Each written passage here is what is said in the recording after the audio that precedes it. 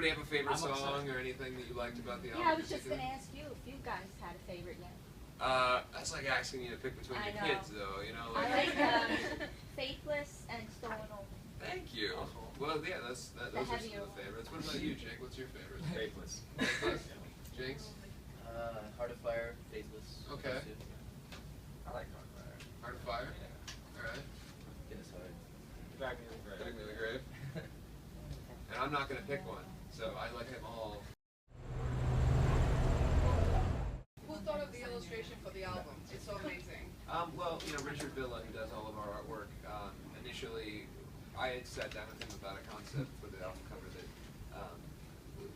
ultimately we didn't wind up using because he listened to all the songs, and this was how he heard the songs visually. I basically said to him that, you know, we kind of had some ideas of the tone, and we wanted to keep things kind of black and white and minimal color, and the idea was that all of our album covers from Set the World on Fire on sort of look, in my mind, sort of like movie posters in a way, and they look like a trilogy of records, and I think that in terms of tonality and the style of the albums, the three records are kind of a trilogy in a way. So to me, this looks like a nice. It's also, if you look at, there's elements from all the album covers. There's elements from Set the World on Fire with the wreckage. A lot of the sand and elements around him, or the demon guy, are similar to stuff from Wretched and Divine. The idea was that there would be a character that was kind of the antithesis of the shadow characters on the cover of Wretched and Divine. So his name is Legion, and he's supposed to be a representation of all of the kind of Legion of the Black elements from the last record, kind of embodied into one big, crazy-looking Batman devil guy.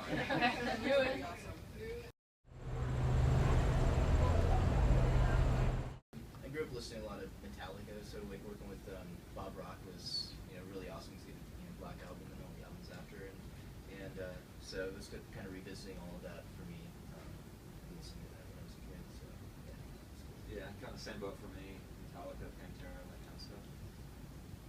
I think more than anything, it was just listening, not necessarily to particular bands, but records that Bob had done to try to get the sonic qualities of the reasons why we wanted to work with him in the first place. And there's even stuff that isn't necessarily, wouldn't immediately come to mind in terms of influence for us, but like groups like Our Lady Peace, who we did a record with, and obviously Motley Crue, and obviously Metallica, but also the Cult, and elements of different types of music that he had done. Because when you work with somebody that's got a very specific sound or style in terms of what they do sonically, you want to try to achieve the best of what they have.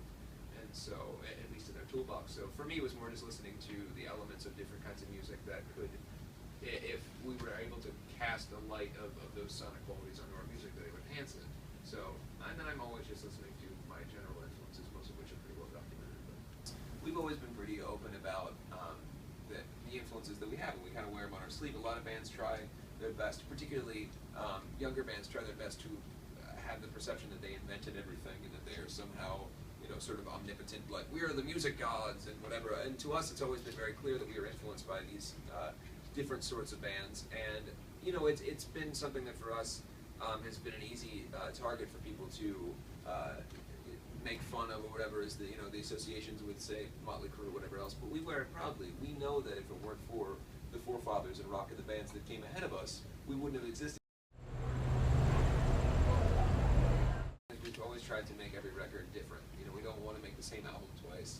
I think anybody that's listened to all of our records, there's certainly a theme musically, but it doesn't sound like the same album over and over. As a kid growing up, I always liked artists that gave me something new and I could grow with them and I could evolve with them, and rather than completely disenfranchising myself from their art or how their growth of the band went, I hope that as everybody that has listened to us gets older and as everybody that listens to us you know, changes in their life circumstances, that we can grow as a band with you, you know, because your job might change or your life might change, or, you know, some of the younger fans, your school might change or whatever, but hopefully the music can stay with you as an impactful, positive thing in your life, because I know life can sometimes suck, so I think that, you know, that's probably the most important thing for us.